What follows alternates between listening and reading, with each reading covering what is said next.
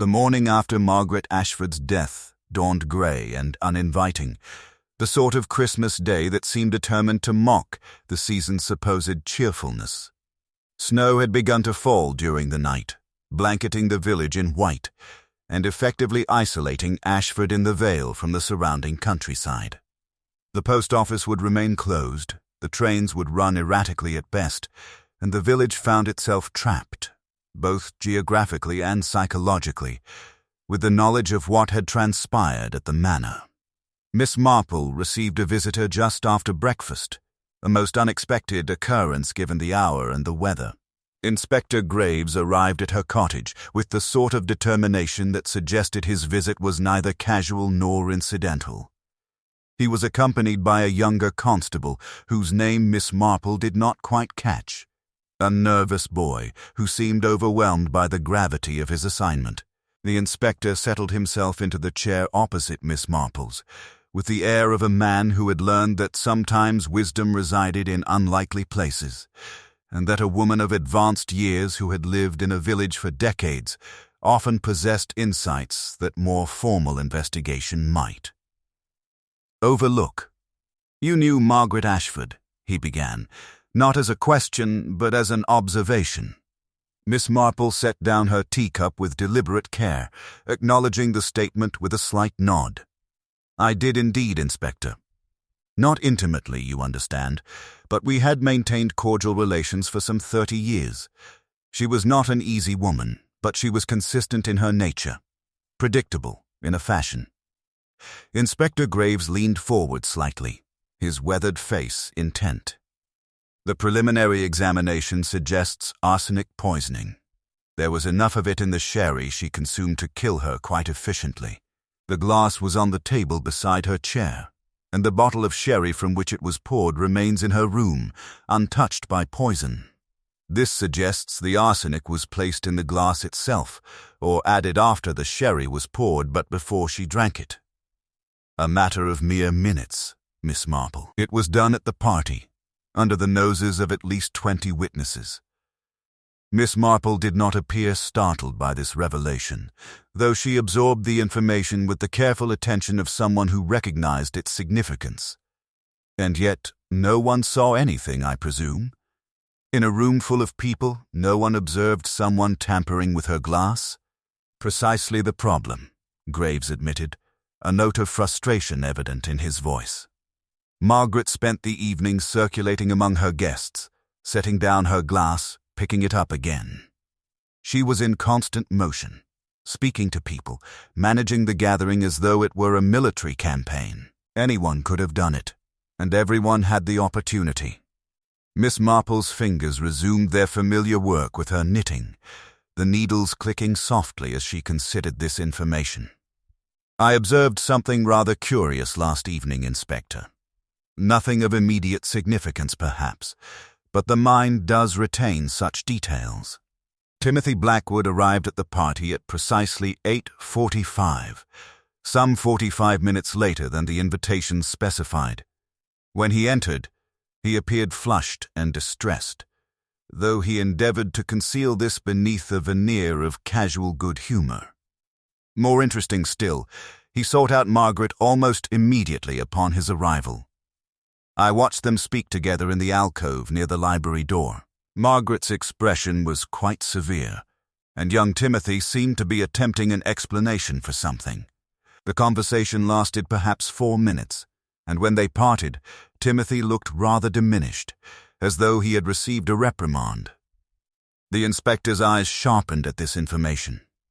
"You have a keen eye, Miss Marple. Blackwood has been evasive about his movements during the earlier part of the evening. He claims he was attending to a personal matter in the village, but he refuses to elaborate. When pressed, he becomes defensive and withdrawn." Graves paused, studying her with genuine interest. "What was your impression of his demeanor? Did he seem like a man who might harbor murderous intentions?" Miss Marple set down her knitting with a deliberate slowness that suggested she was considering her words with great care. "I have found, Inspector, that murderous intentions are not usually written plainly across a person's face. They hide behind perfectly ordinary expressions and perfectly ordinary behaviors. What I observed in Timothy was fear and humiliation." Margaret Ashford had a talent for making people feel small, particularly when they had disappointed her. But fear and humiliation do not necessarily correlate with violence. Sometimes they correlate with secrecy, with the desire to conceal something that has nothing whatsoever to do with murder. The inspector rose to his feet, pacing the small room with the restless energy of a man whose profession had taught him that answers rarely presented themselves willingly. "There is another matter that troubles me," he said, turning back to face Miss Marple. "We cannot open the locked chest found beneath Margaret's bed. It appears to contain something, based on its weight, but without the key, we cannot determine what. Catherine Ashford claims to know nothing of its existence, and there is no key anywhere in Margaret's quarters. The family solicitor, whom I contacted this morning, was equally ignorant of its existence. Margaret made no mention of it in her will."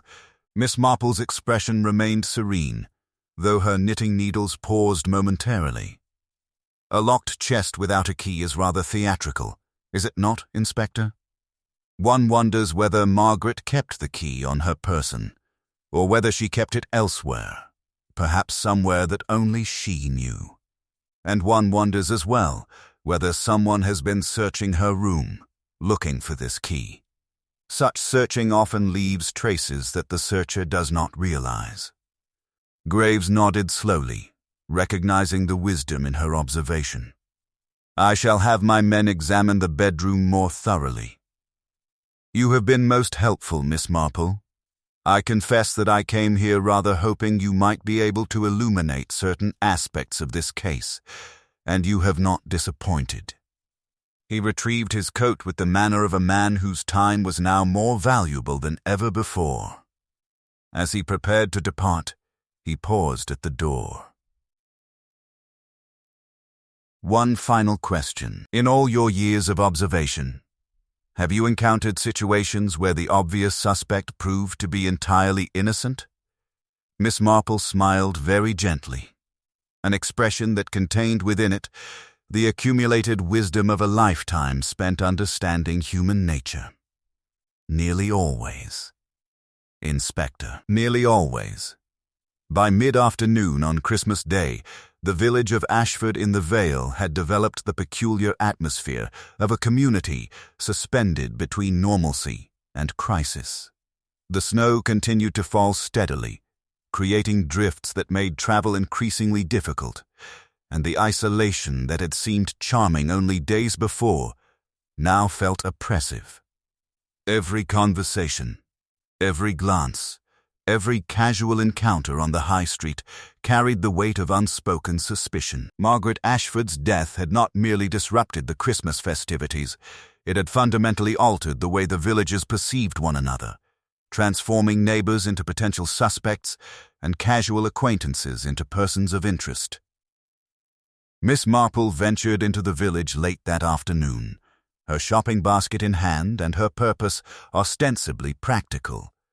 The grocers, the butchers, and the chemists all required visiting, and the cold weather provided a legitimate excuse for her slow, careful progress along the frost-covered pavement. In reality, she was conducting the sort of investigation that Inspector Graves could never have managed, the quiet gathering of small observations and casual remarks that villagers dropped without realizing their significance. She listened to Mrs. Pemberton at the post office, whose daughter worked as a housemaid at the manor, and who had opinions about everyone who employed household staff. She noted the particular bitterness with which Mr. Hayworth, the village banker, spoke of Margaret's financial practices. She observed the nervous energy with which young Thomas Blackwood's mother purchased supplies, her hands trembling slightly as she counted out her coins. At the chemist's shop, she found Mr. Pettigrew, the elderly proprietor, in a state of considerable agitation. He was restocking his shelves with methodical precision, the sort of repetitive task that suggested a mind in need of occupation to distract from troubling thoughts. When Miss Marple inquired about his health and his family's Christmas, he responded with the sort of vague pleasantries that indicated his thoughts were elsewhere entirely. As she was leaving, however, he called after her with sudden urgency. "Miss Marple, a word if you please." He glanced around the empty shop, ensuring their privacy before continuing. "I expect the police will be asking me questions soon enough. I thought it best to mention to someone sensible, you understand, that Margaret Ashford purchased a quantity of arsenic from my shop approximately 3 weeks ago.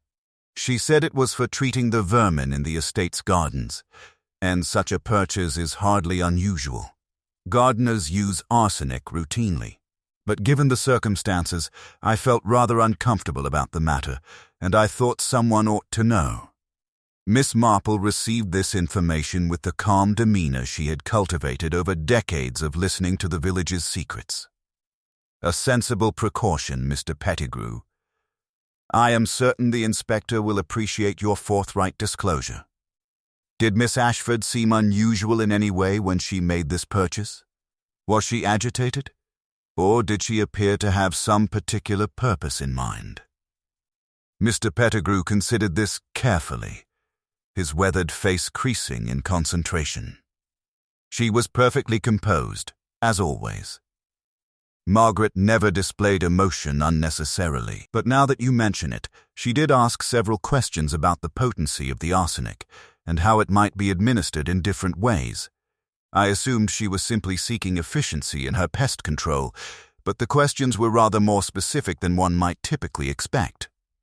After leaving the chemist's shop, Miss Marple made her way to the small cafe near the church, where she found several villagers gathered around tables drinking tea and exchanging theories about the murder. The consensus seemed to be forming around Timothy Blackwood as the likely culprit.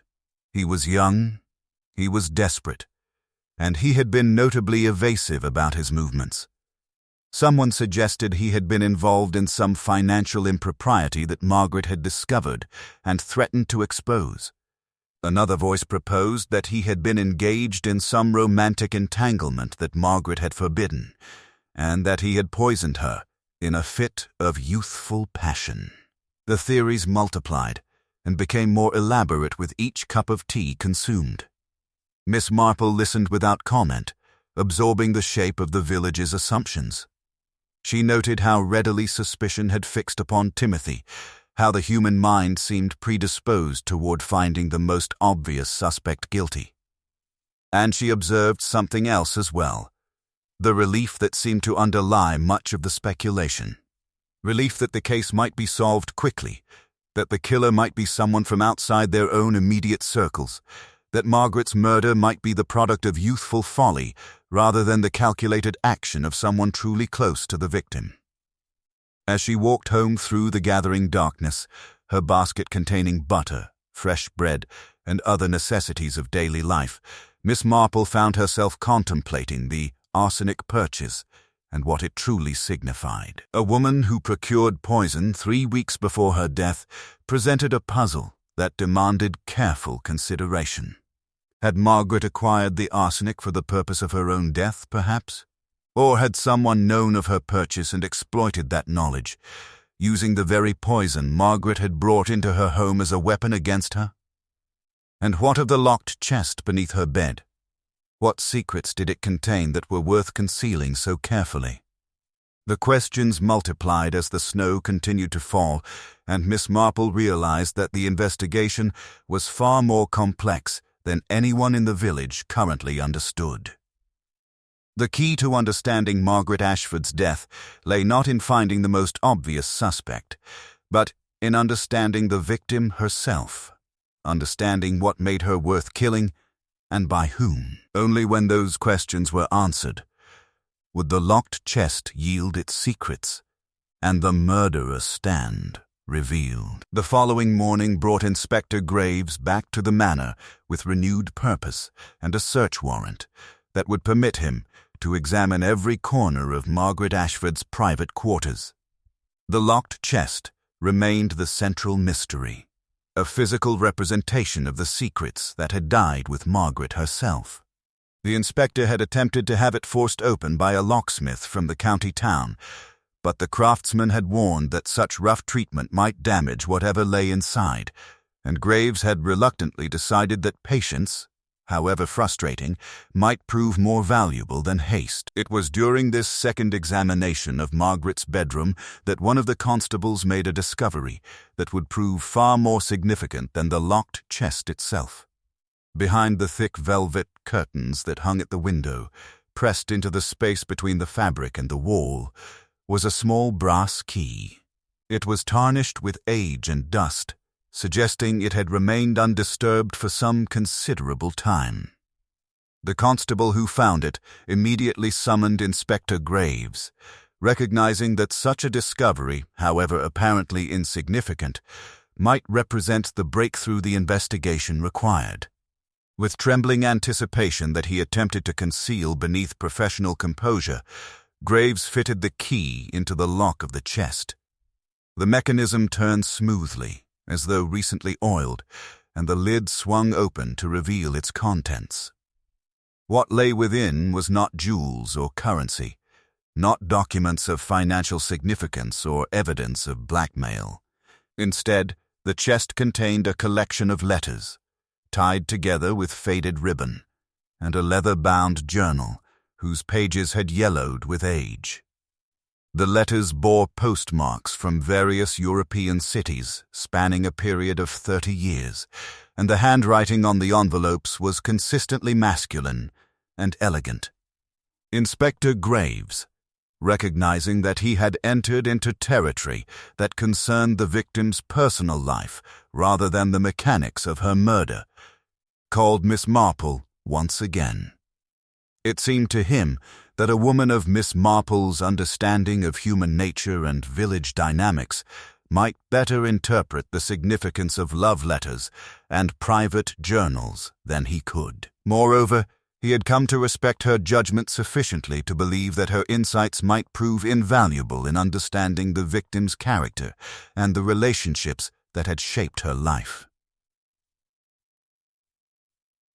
Miss Marple arrived at the manor within the hour, brought by the vicar, whose presence lent propriety to her examination of such intimate materials.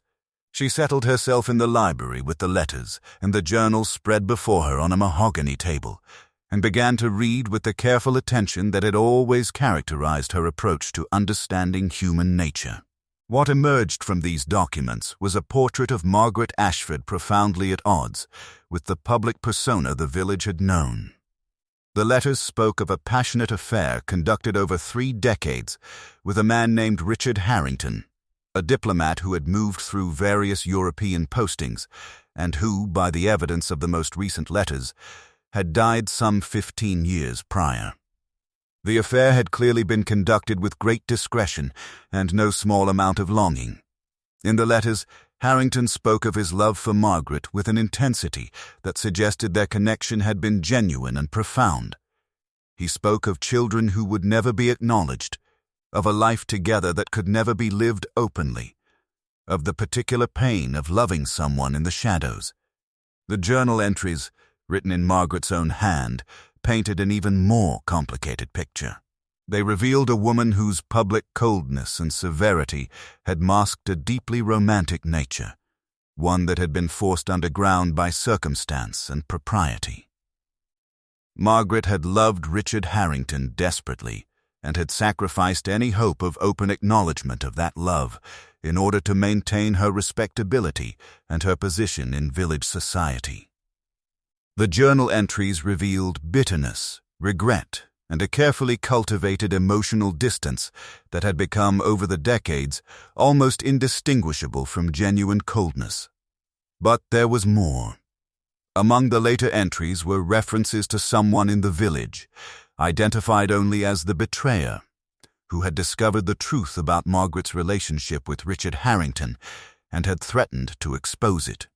The journal entries from the final year of Margaret's life were dominated by this threat, and by Margaret's determination to protect her secret at any cost. She had written of taking steps to ensure her safety, of acquiring insurance against revelation, and of confronting the betrayer with evidence of their own wrongdoing.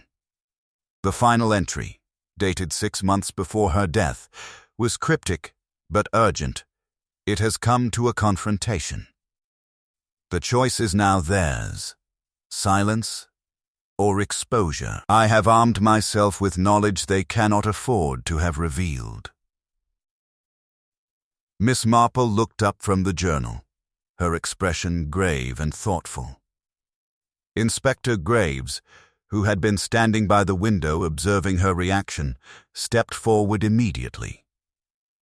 "Well, Miss Marple, what do these documents tell you about Margaret Ashford's death?" Miss Marple removed her reading glasses with deliberate care, setting them aside before responding. "They tell me, Inspector, that Margaret Ashford was murdered not by a stranger to her secrets, but by someone intimately connected to them, someone who knew about the betrayer, someone who understood the leverage that knowledge represented, and someone who stood to gain considerably from Margaret's death. The locked chest itself is significant. It was not meant to hide these letters, you see. It was meant to ensure that specific individuals would know exactly where to find them. Margaret was protecting something, yes, but she was also making a statement. She wanted certain truths to emerge after her death. Graves frowned, absorbing this interpretation. "You believe Margaret's death was premeditated? That she anticipated it?" "I believe," Miss Marple said slowly, "that Margaret Ashford was a woman playing a very dangerous game with people who had everything to lose. And I believe that one of those people decided that the only way to win was to ensure the game ended with her death, rather than with their exposure. The revelation of Margaret's letters and journal fundamentally altered the direction of Inspector Graves's investigation. What had initially appeared to be a straightforward case of murder by a desperate young man now presented itself as something far more intricate. A crime rooted in secrets, blackmail, and the dangerous intersection of passion and propriety. Graves immediately ordered that Timothy Blackwood be released from questioning, a decision that provoked considerable surprise among the constables who had been preparing to arrest him based on circumstantial evidence and village gossip. The inspector spent the remainder of Christmas Day attempting to trace the identity of the betrayer, the mysterious figure who had threatened to expose Margaret's affair to the village. The letters provided few clues beyond Margaret's references to confrontations and threats, but they did contain one crucial detail: a reference to the business with the ledgers and what was done with the money. This suggested that whatever leverage the betrayer possessed extended beyond simply knowing about Richard Harrington. It implied financial impropriety, embezzlement, or some other form of theft that had been concealed through manipulation or complicity. It was this detail that led Inspector Graves to examine Margaret's financial records with renewed attention. He summoned the family solicitor, a meticulous man named Charles Whitmore, to the manor, and instructed him to provide a complete accounting of Margaret's assets and the disposition of her estate. What emerged from this examination was profoundly troubling. Margaret's accounts showed regular and substantial withdrawals over a period of 30 years, withdrawals that corresponded precisely with the periods when Richard Harrington had been financially in need. She had been supporting her lover through carefully disguised transfers and investments, a fact that would have scandalized the village had it been known. More significantly, the accounts revealed that someone had been systematically skimming small amounts from Margaret's investments for the past 18 months. The thefts were minute enough to escape casual notice, but substantial enough to amount to several £1,000s over the period. When confronted with this evidence, Whitmore became visibly uncomfortable and eventually admitted that he could not account for the discrepancies. The possibility that Margaret herself might have been aware of the theft, and that she might have used this knowledge as leverage against the thief, began to crystallize in the inspector's mind. That evening, Miss Marple received an unexpected visitor. Catherine Ashford arrived at the cottage in the fading winter light, her composed exterior showing signs of considerable strain. She was admitted by Miss Marple with all the courtesy due to a grieving daughter-in-law, and tea was prepared with the ritualistic care that suggested the importance of the conversation about to take place. Catherine settled herself on the sofa with the rigid posture of someone accustomed to maintaining appearances even in moments of genuine distress. "I have come because I believe you understand more about my mother-in-law's death than most," Catherine began without preamble. "The inspector has been making inquiries into financial matters, and I am aware that certain discrepancies have come to light. I believe it is time someone spoke plainly about the situation, and I believe you are the person most likely to listen without judgment." Miss Marple set down her teacup and folded her hands, presenting an expression of perfect attentiveness. "Please proceed, Mrs. Ashford. I assure you that I have heard enough of human nature's complications to be difficult to shock."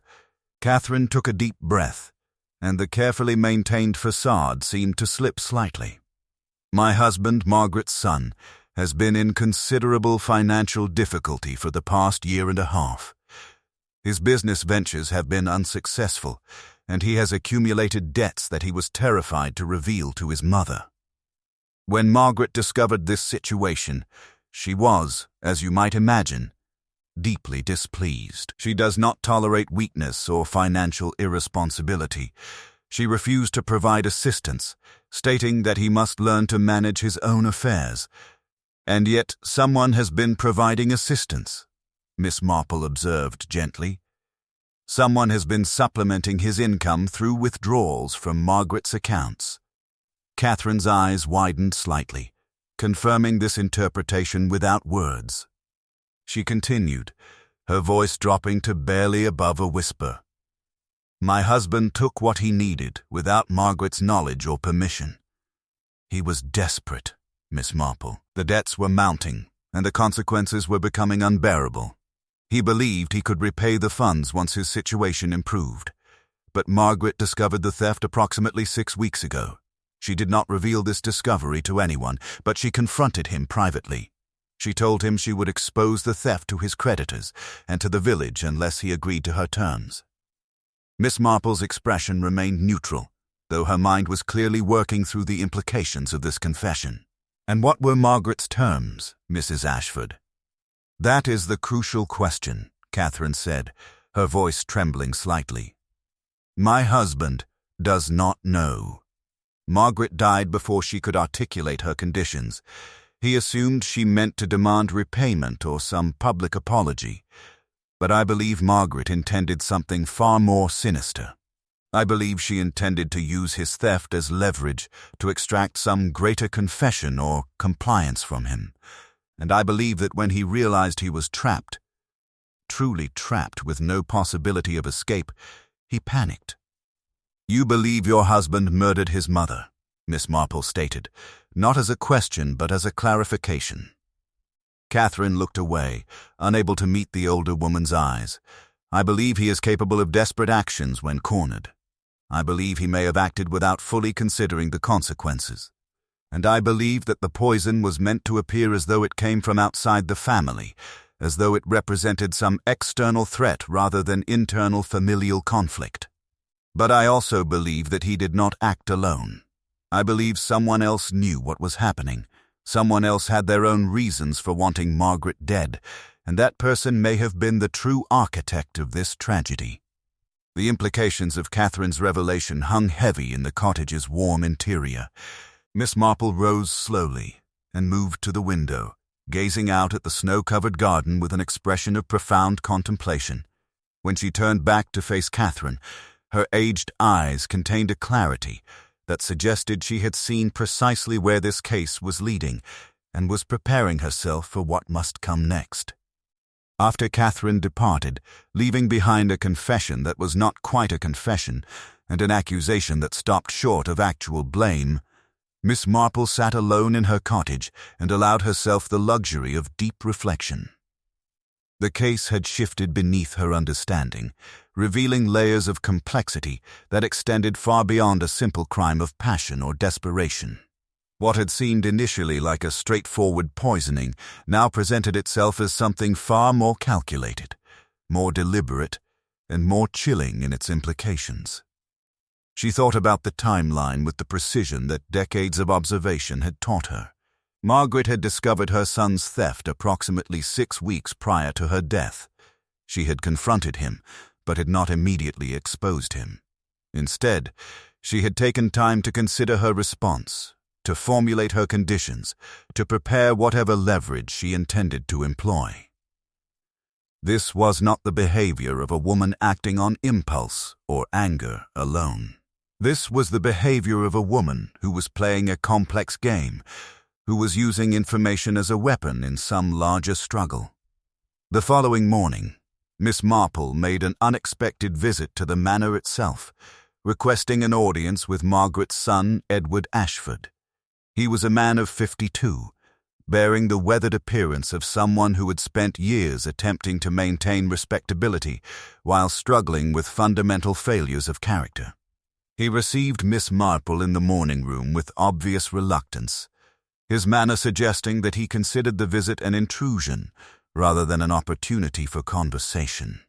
"I have come to extend my sympathies regarding your mother's death," Miss Marple began, settling herself into the chair he indicated with the politeness that characterized all her interactions. "Your mother was a formidable woman, Mr. Ashford. I suspect that living in her shadow must have presented considerable challenges." Edward Ashford's jaw tightened visibly at this observation. "My mother was many things, Miss Marple, but sympathetic was not among them. She had a talent for making one feel perpetually inadequate, perpetually disappointing. I have no doubt that her death represents something of a relief to this household, though I would not publicly admit such a thing." "Of course not," Miss Marple agreed mildly. "Such admissions would be imprudent. And yet I wonder if perhaps your mother's particular methods of exerting control created situations that were far more dangerous than anyone might have anticipated. She seemed to have a gift for discovering secrets and using them as leverage.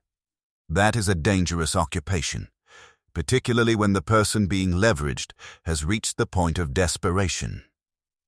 Edward stood abruptly, his composure fracturing beneath the surface of his carefully maintained facade. "If you are suggesting that I murdered my mother, Miss Marple, I assure you that you are entirely mistaken. Yes, she discovered my financial difficulties. Yes, she was threatening exposure. But I would never have harmed her. Despite everything, she was still my mother." Miss Marple observed his reaction with the keen attention of someone who understood that truth and lies often coexist in human speech, particularly when fear and shame are involved. "I am not suggesting that you murdered your mother, Mr. Ashford. What I am suggesting is that your mother was murdered by someone who believed they had nothing to lose, someone who felt cornered by her knowledge and her willingness to use that knowledge for her own purposes. The question that troubles me is this: who else knew about your difficulties? Who else knew that Margaret had discovered your theft?" Edward's face paled slightly, and he resumed his seat with the manner of someone whose legs could no longer support his weight. "My wife knew, of course, and I suspect my mother may have mentioned something to Timothy. She had a habit of discussing family failings with the younger members of the household, as though exposing our weaknesses to additional ears might somehow shame us into improvement. This information proved to be the key that unlocked Miss Marple's understanding of the case. She left the manor with her mind working through the implications of what she had learned, and she immediately requested a meeting with Inspector Graves. They met at the police station in the neighboring market town, a modest building that served as the administrative center for the constabulary, covering several villages. Miss Marple presented her theory with the careful precision that had always characterized her methods. The poisoning was not the work of a single person acting in isolation. Inspector. It was a conspiracy, though the participants may not have fully understood the extent of their own complicity. Timothy Blackwood was the instrument of the murder, but he did not act entirely of his own volition. He was manipulated by someone who had greater knowledge of the situation and who recognized that Timothy's desperation made him an ideal tool. Graves leaned forward, his weathered face intent. "You believe someone deliberately framed Timothy?" "I believe someone deliberately involved Timothy," Miss Marple corrected gently. "There is a distinction. The person who truly orchestrated Margaret's death knew that Timothy would be the obvious suspect. They knew about his financial difficulties, about his humiliation at Margaret's hands, about his position within the household. They used that knowledge to create a situation in which Timothy's guilt would appear self-evident, while their own involvement remained carefully concealed beneath layers of misdirection and assumption. But who? Graves demanded, frustration evident in his voice. Who would have the knowledge and the motivation to orchestrate such a crime? Miss Marple rose slowly, preparing to depart. "That, Inspector, requires examining the locked chest more carefully, not for what it contains, but for who knew it existed. Someone in this household knew about those letters, those journals, those secrets. Someone understood their significance and recognized that Margaret was using them as leverage.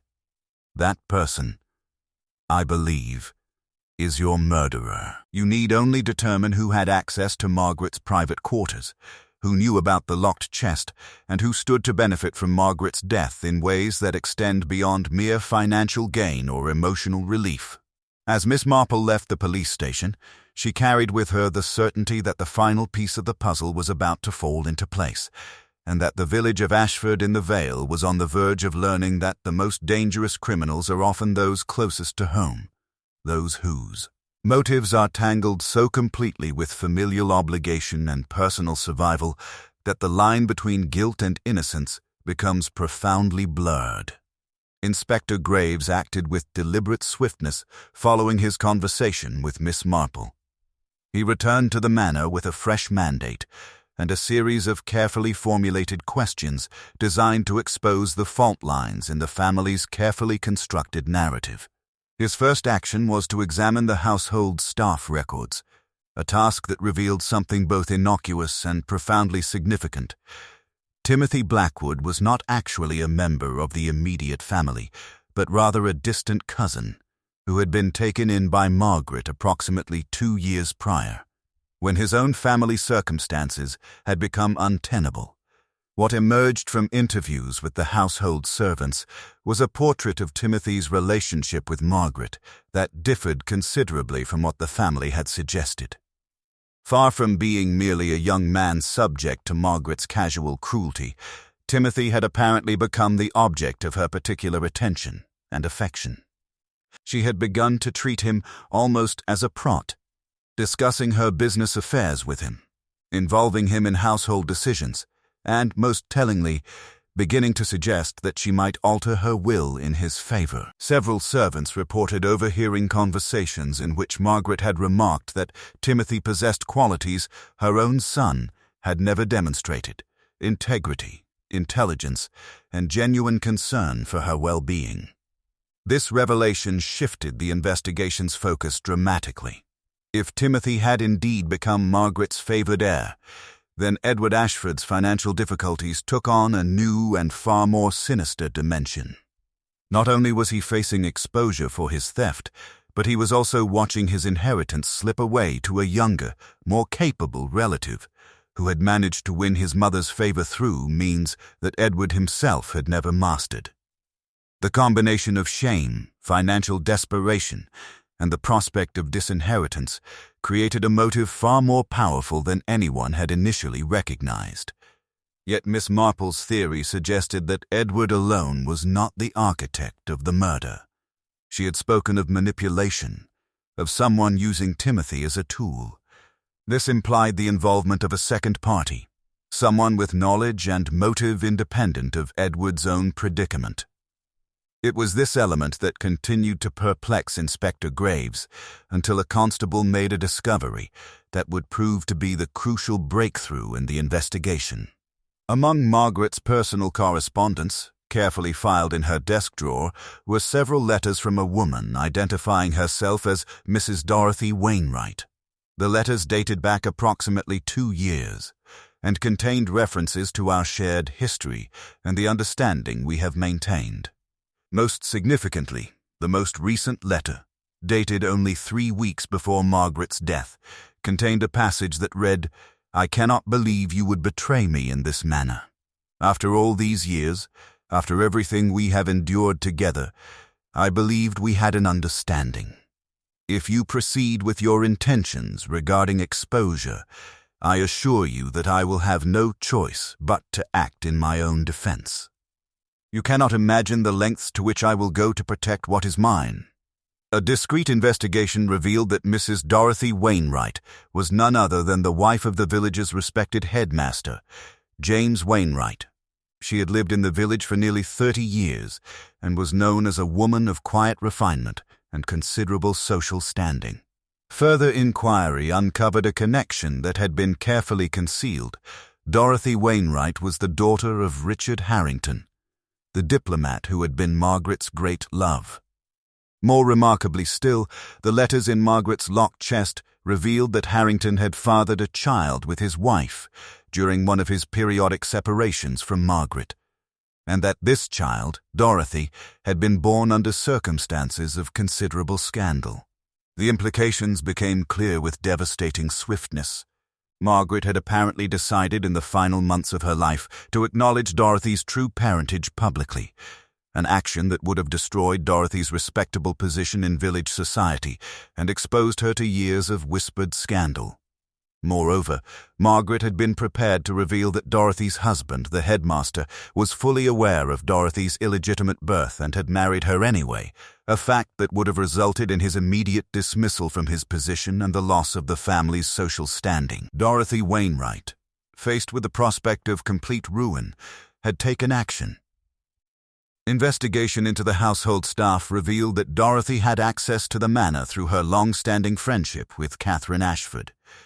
She had visited the house frequently in the weeks before Margaret's death, ostensibly to participate in Christmas preparations. Most significantly, she had been present at the manor on the afternoon before the Christmas Eve party, a visit during which she could easily have gained access to Margaret's quarters and prepared the poisoned sherry. But the question remained: how had Timothy Blackwood become involved in the scheme? The answer emerged when Timothy was brought in for a second, more intensive questioning.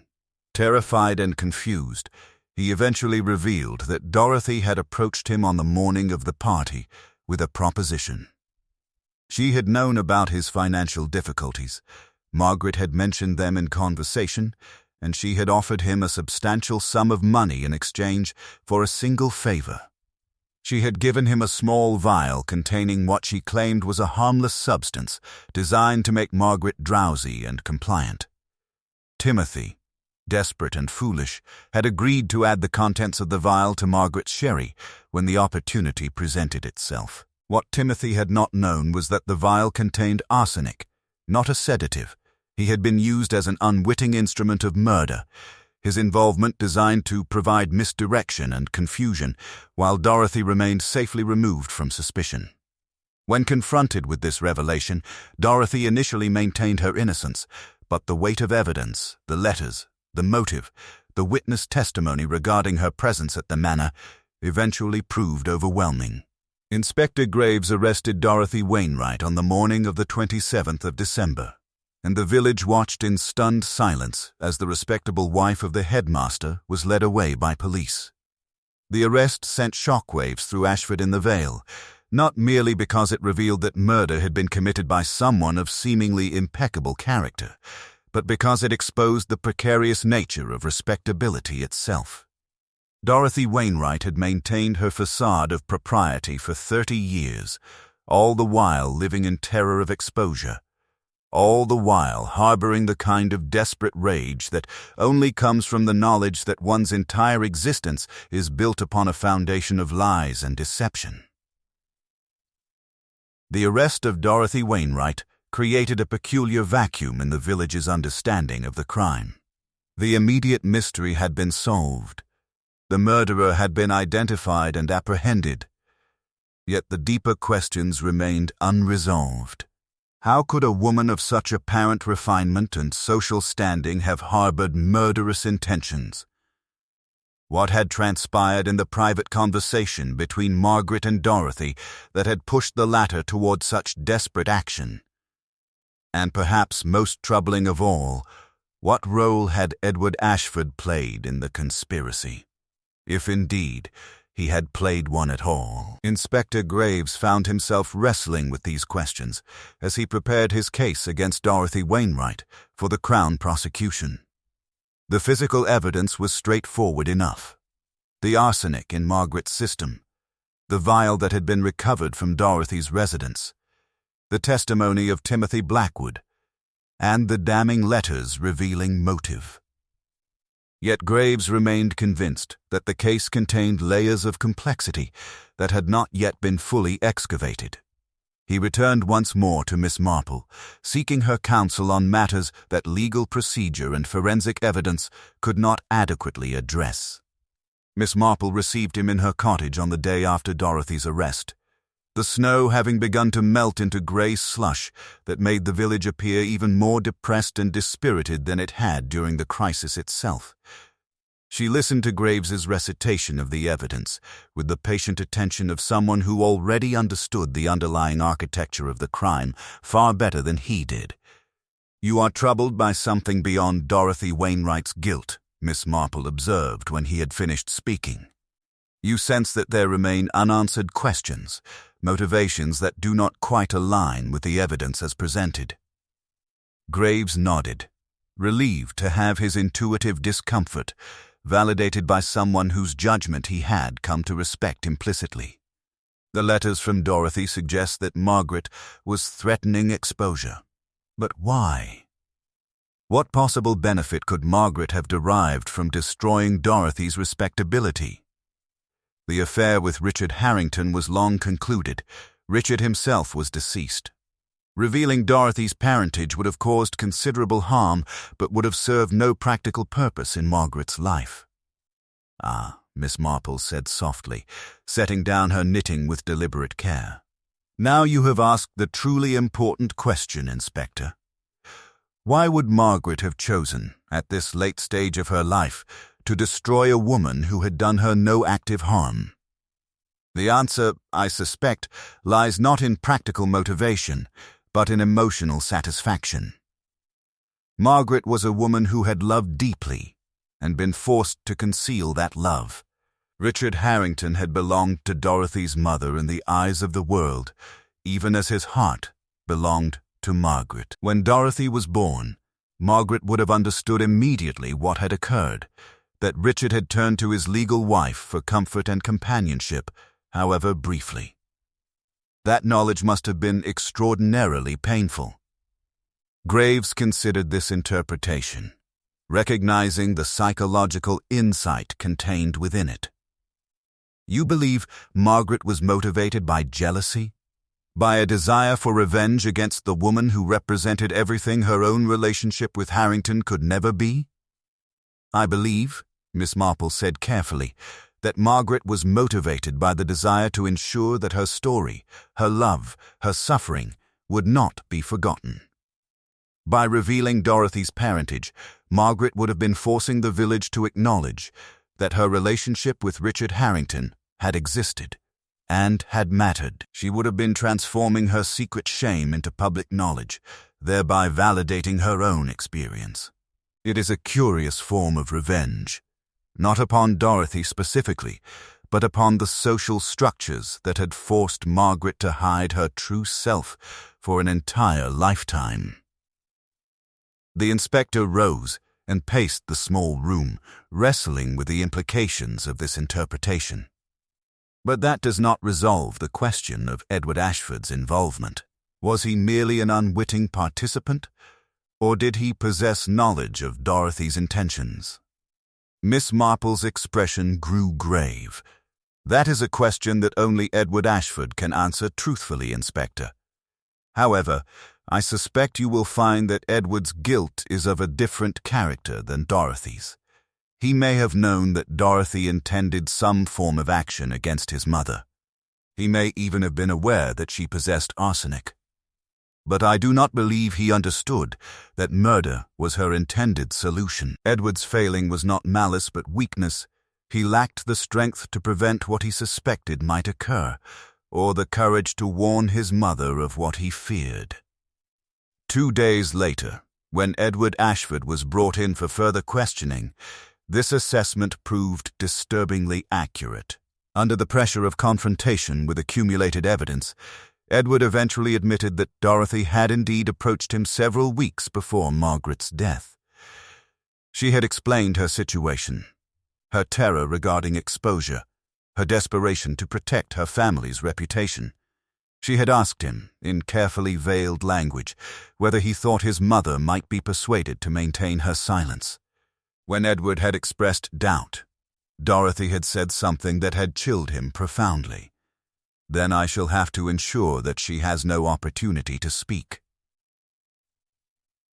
Edward had understood, or thought he understood, that Dorothy was referring to some form of psychological coercion or financial inducement. He had not grasped, until after Margaret's death, that Dorothy had been alluding to murder itself. His silence, his failure to warn his mother or alert the authorities, was born not from complicity, but from a combination of denial and his own desperate hope that the problem might somehow resolve itself without his active intervention. The Crown Prosecutor, reviewing the evidence, concluded that while Edward's conduct was morally reprehensible, it did not rise to the level of criminal conspiracy. He had not actively participated in the murder. He had merely failed to prevent it, a distinction that the law recognized even if morality did not. Edward would face no charges, a decision that seemed to leave him more devastated than imprisonment might have done. The knowledge that his inaction had contributed to his mother's death would, Miss Marple suspected, prove to be a far more lasting punishment than any court could have imposed. Dorothy Wainwright, meanwhile, maintained an almost eerie composure as she awaited trial. She did not deny the murder. Indeed, she seemed almost relieved that the secret she had harbored for so long had finally been exposed. In a statement to Inspector Graves, she expressed no remorse for killing Margaret, only a strange sort of gratitude that the charade of respectability had finally ended. "I have spent 30 years pretending to be someone I am not," she said quietly. "Perhaps it is fitting that my life should end in a prison cell, where at least the truth about what I am will be perfectly obvious to everyone." The trial of Dorothy Wainwright took place in the spring, when the village had begun to recover its outward appearance of normalcy, though the psychological landscape had been permanently altered by the events of Christmas. The courthouse in the county town was packed with observers, many of them from Ashford in the Vale, all seeking to understand how a woman of Dorothy's apparent virtue could have committed such a calculated crime. The proceedings were conducted with the formal dignity that the English legal system demanded. Yet beneath that formality lay an undertone of profound social unease. Miss Marple attended the trial, seated in the public gallery with the same quiet composure she brought to all of life's significant moments. She observed Dorothy in the dock with the keen attention of someone studying a final piece of a complex puzzle. Dorothy appeared diminished somehow, as though the removal of her carefully maintained facade of respectability had physically reduced her stature. Her hair had turned noticeably grayer since her arrest, and her eyes held the peculiar glassiness of someone who had achieved a strange sort of peace through the abandonment of pretense. The prosecution's case was methodical and overwhelming. The arsenic was traced to the chemist's shop where Dorothy had purchased it. ostensibly for treating an infestation in her garden, though the gardener employed by the Wainwright household testified that no such treatment had ever been applied. The letters between Margaret and Dorothy were presented as evidence of motive, their increasingly threatening tone laying bare the desperation that had driven Dorothy to murder. Timothy Blackwood testified in a voice barely above a whisper, detailing how Dorothy had manipulated him through a combination of financial inducement and his own youthful desperation. Yet the most damaging testimony came from an unexpected source. James Wainwright, Dorothy's husband, took the stand and, in a voice heavy with the weight of betrayal and shame, revealed that Dorothy had confessed the murder to him on the very evening it occurred. She had told him what she had done and why, and in a moment of weakness that would haunt him for the remainder of his life, he had chosen to protect her by remaining silent. He had destroyed the original vial that had contained the arsenic, had helped her construct a false alibi, and had lived for weeks in a state of moral torment before the investigation had made his continued silence untenable. The revelation of James Wainwright's complicity sent shockwaves through the courtroom. Here was a man of standing in the community, a respected educator, confessing to his role in the obstruction of justice. His testimony, delivered with the hollow tone of someone whose world had collapsed beyond any possibility of reconstruction, sealed Dorothy's fate far more completely than physical evidence alone could have done. The jury deliberated for less than 3 hours before returning a verdict of guilty. As Dorothy was led away following the sentencing, life imprisonment, which in the context of her age meant she would almost certainly spend her remaining years behind bars, she turned briefly toward the public gallery, and her eyes found Miss Marple's with an intensity that suggested recognition of a deeper truth passing between them. It was a moment of connection that lasted only seconds, yet it contained within it an entire conversation about the nature of secrets, the price of respectability, and the curious mercy of finally being seen as one truly was, regardless of the consequences. In the weeks following the trial, the village of Ashford in the Vale engaged in the complex process of social reconstruction that such scandals demanded. The Wainwright household dissolved, James accepting a teaching position in a distant county where his name and his shame might eventually be forgotten. Edward Ashford gradually retreated from public life, spending increasing amounts of time away from the manor, as though he could not bear the weight of his inheritance or the knowledge of his own failure to act. Timothy Blackwood, having been revealed as a dupe rather than a conspirator, was taken in by a distant relative and attempted to rebuild some semblance of a normal life, though the experience had marked him indelibly. What struck Miss Marple most profoundly in the aftermath of the case was not the revelation of crime itself, but the manner in which the village had been forced to confront the fragility of the social order upon which it had built its sense of security. The respectable facade that Dorothy Wainwright had maintained so carefully for 30 years had concealed not merely an illegitimate birth, but an entire interior landscape of rage, despair, and desperation. The crimes committed at Christmas had not been aberrations, sudden ruptures in an otherwise sound fabric. Rather, they represented the inevitable consequences of years of suppression, concealment, and the impossible demand that human beings deny their own nature in the service of social appearance. Inspector Graves visited Miss Marple one final time before returning his full attention to the routine matters of village policing. He brought with him a sense of resolution mixed with residual uncertainty, the feeling that while the case had been solved and justice ostensibly served, something essential about the nature of crime and human motivation remained profoundly mysterious. "I wonder," he said, settling into the chair opposite her, "whether Dorothy Wainwright would have killed Margaret Ashford if the social structures of our village had been different. If women like Dorothy had been permitted to acknowledge their true circumstances without shame, if illegitimacy carried no social stigma, If the need to maintain respectable appearances had not been so consuming, would the murder still have occurred? Miss Marple considered this question with the gravity it deserved. That, Inspector, is the question that lies at the heart of all crime. We punish the act, but we do not address the circumstances that created the desperation necessary for the act to be committed. Dorothy Wainwright murdered Margaret Ashford because she was trapped. Trapped by her own birth, by the expectations of society, by the impossible burden of maintaining a lie for 30 years. Justice has been served, yes, but at what cost to our understanding of why such desperate acts occur in the first place? The summer following Dorothy Wainwright's imprisonment brought a curious transformation to the village of Ashford in the Vale. The scandal, rather than fading gradually into the background of village memory as such scandals typically did, seemed to deepen and expand, forcing the community to confront uncomfortable truths about itself that might otherwise have remained safely buried.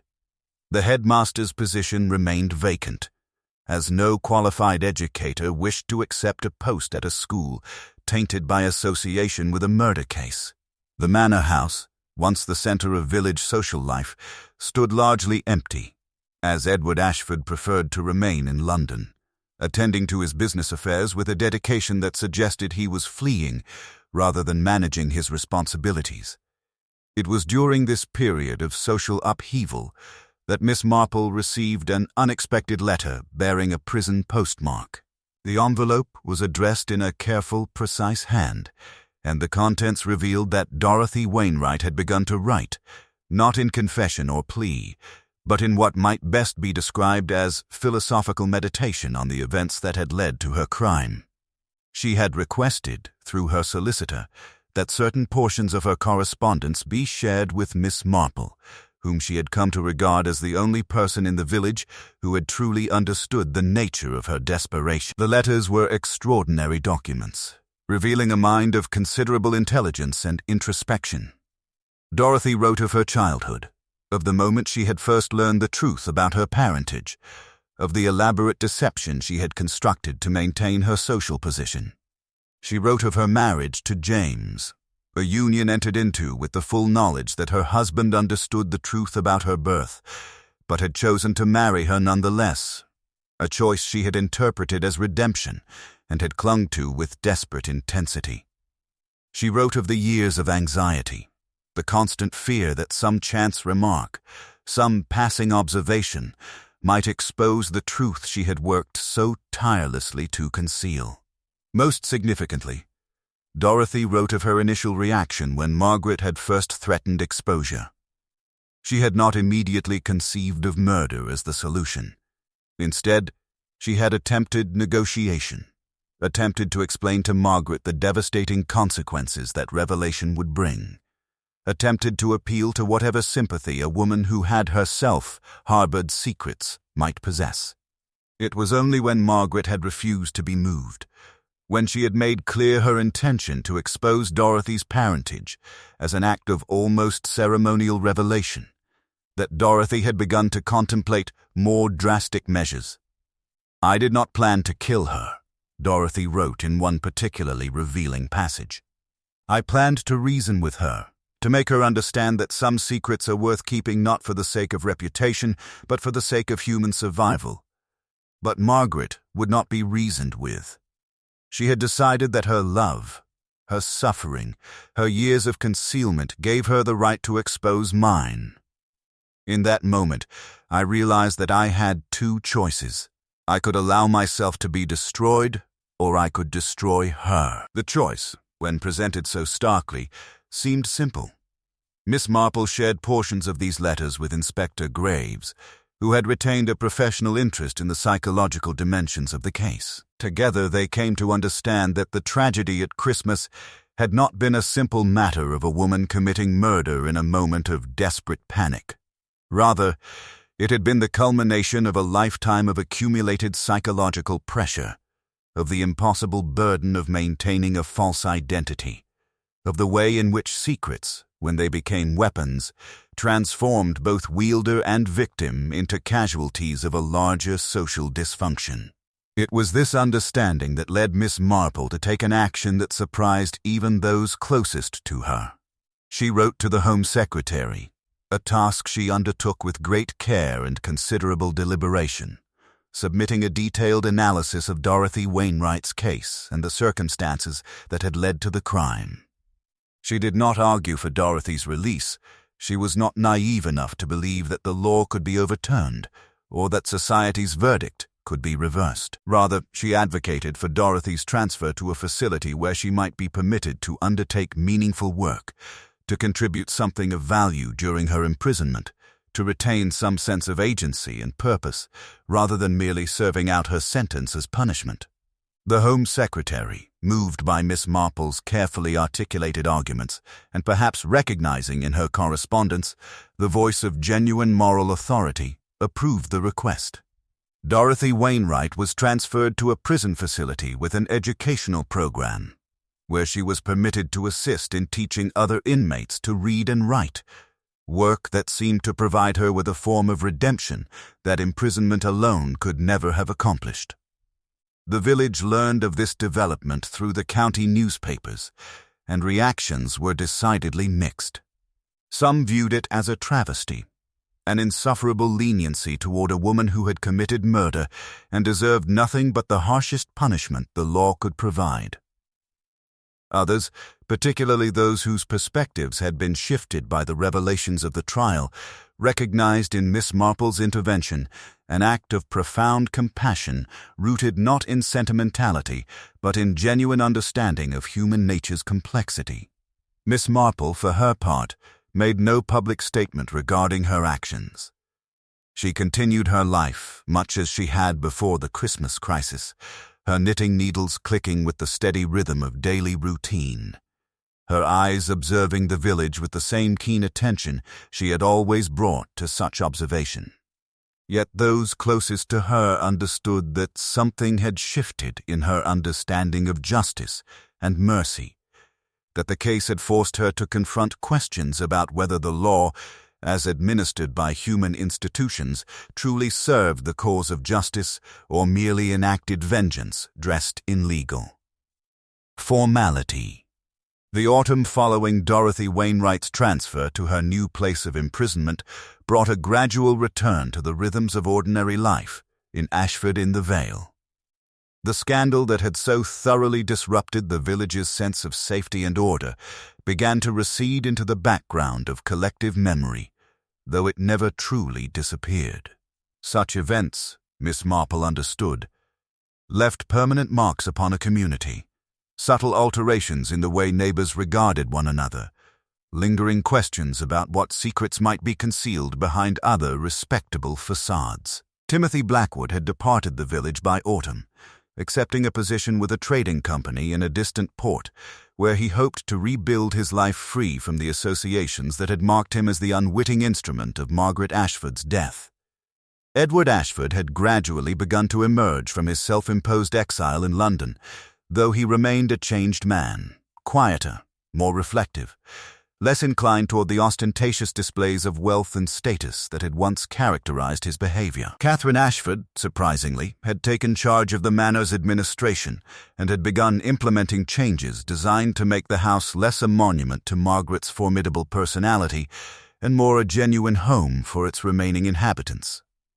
It was on a cool October afternoon, as Miss Marple was tending to her garden, that Inspector Graves made what would prove to be his final visit to her cottage. He came bearing news that, while not entirely unexpected, carried with it a strange sense of closure and finality. James Wainwright had accepted a position at a school in Scotland and had filed for divorce from Dorothy, a process that seemed to pain him far more than the revelation of his complicity in her crime had done. His final act before departing the county was to visit Dorothy in prison, a meeting that had lasted less than an hour, but which Graves understood had conveyed more in its silence than words could have expressed.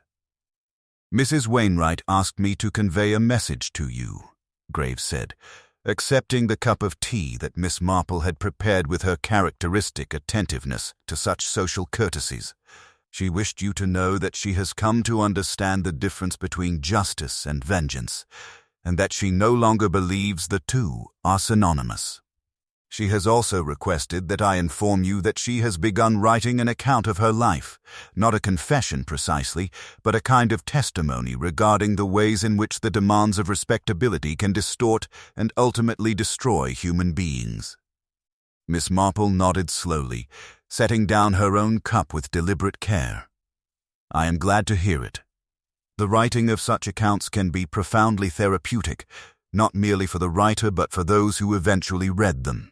Perhaps someday, when the immediacy of the scandal has faded, her testimony might serve to illuminate aspects of human nature that we prefer not to examine too closely.